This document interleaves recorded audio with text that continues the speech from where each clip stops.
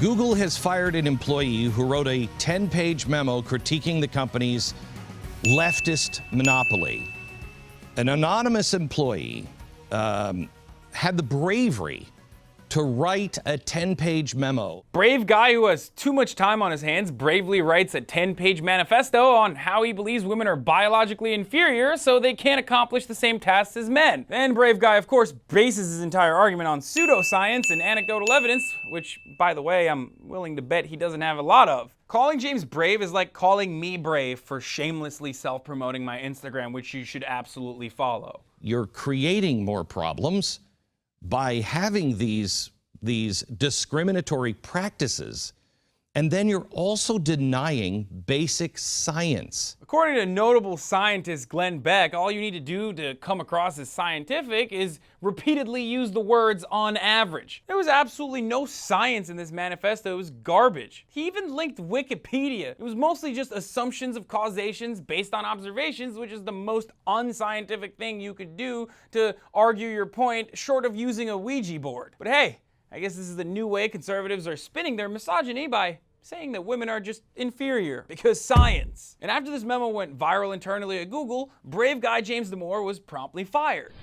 So Google fires an employee, his name's James Damore, saying that he violated the conduct code they have at the company by advancing harmful gender stereotypes. Look, I'm absolutely a free speech advocate. I've mentioned this probably a million times. So instead of playing the same old liberal arguments, I'm going to argue this from a conservative pro-business perspective. For starters, Google is a private enterprise currently under the investigation by the Department of Labor. But the Department of Labor is investigating the tech giant for gender pay discrimination.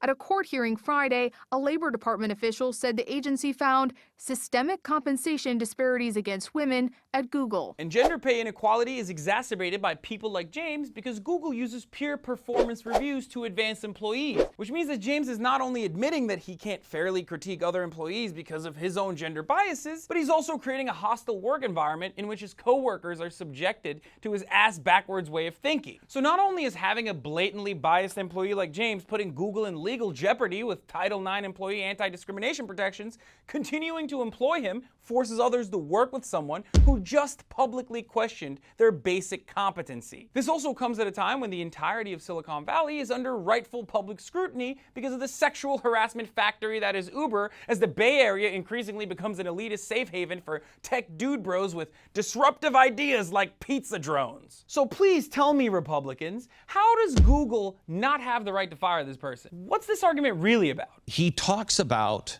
diversity and that you cannot correct a diversity problem without looking at all of the facts. It's kind of hard to believe that you're in favor of diversity of thought when the president is cheering on the NFL for not hiring Colin Kaepernick, a person who dared to express his opinion.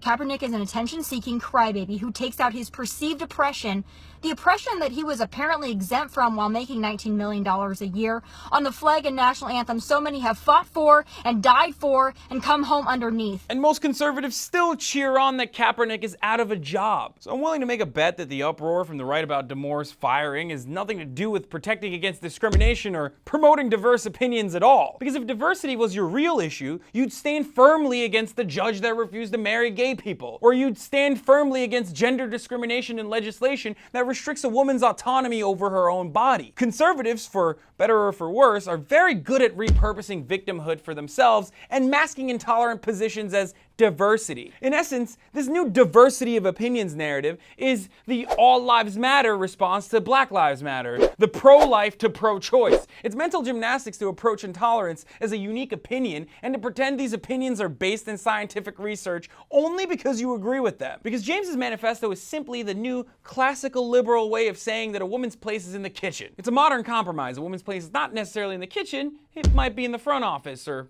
doing art things. I guess that's progress. James is entitled to his opinions, and the disparities he identifies in his manifesto are absolutely real. But the reasoning he provides for these disparities are based in fallacies. And the solutions companies have applied, like specific training programs and networking opportunities for women, have proven to be effective. So the claim that these programs are discriminatory is no different from asking why there isn't a White History Month when every day's been White History Month since the beginning of time, motherfucker.